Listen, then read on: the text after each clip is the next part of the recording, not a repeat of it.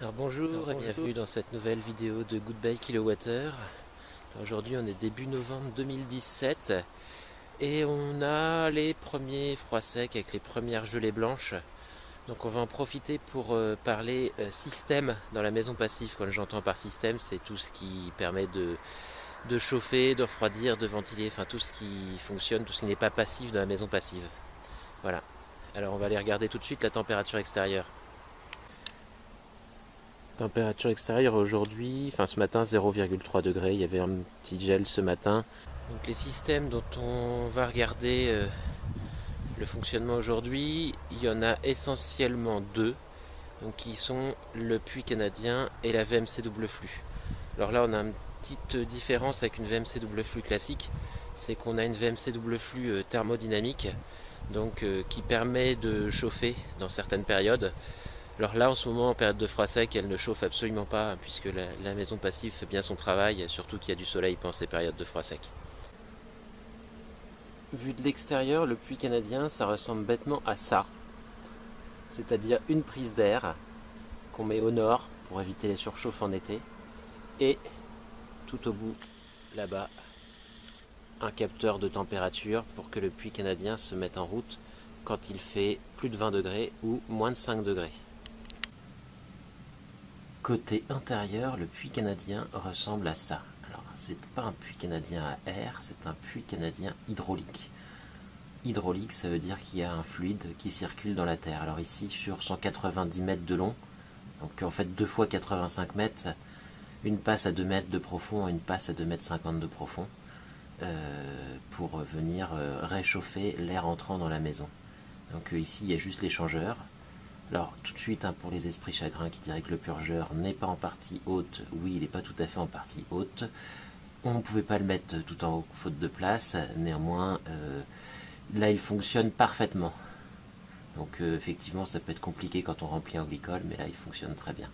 Alors, et là, donc on a la pompe de circulation avec le vase d'expansion.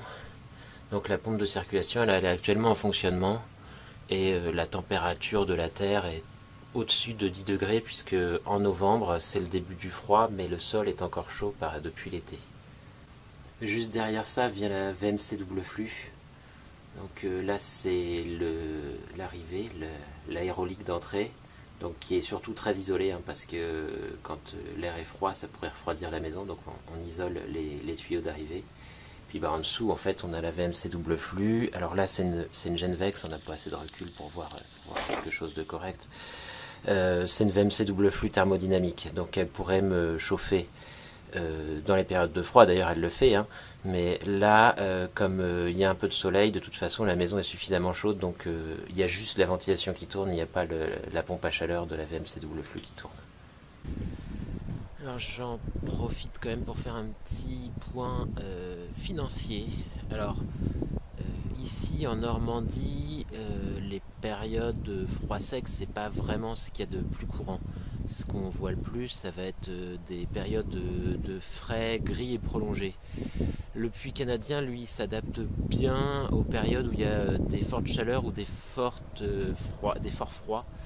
Donc ici, le puits canadien en Normandie ne va pas avoir une grande rentabilité économique.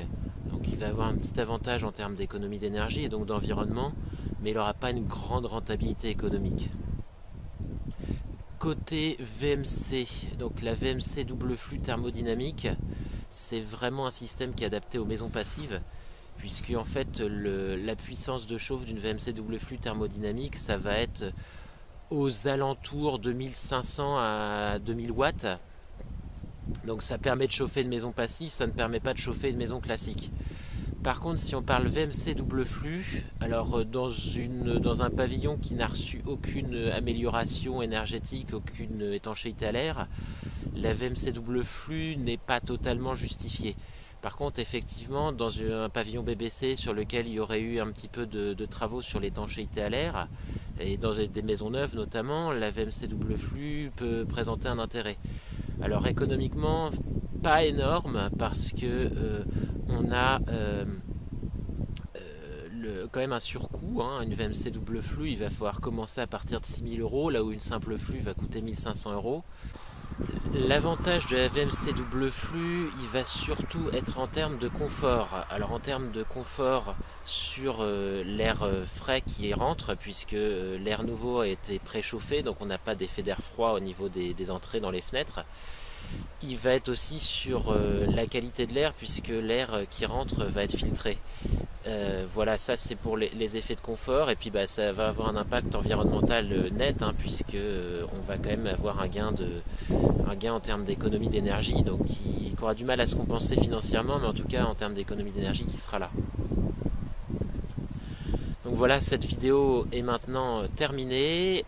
N'hésitez pas à la commenter. Si vous l'avez aimé, vous pouvez mettre un pouce en l'air. Je vous représenterai d'autres choses dans d'autres vidéos. Je vous invite aussi à voir sur les côtés les autres vidéos de la chaîne. Et je vous dis à bientôt sur Goodbye Kilowattheure.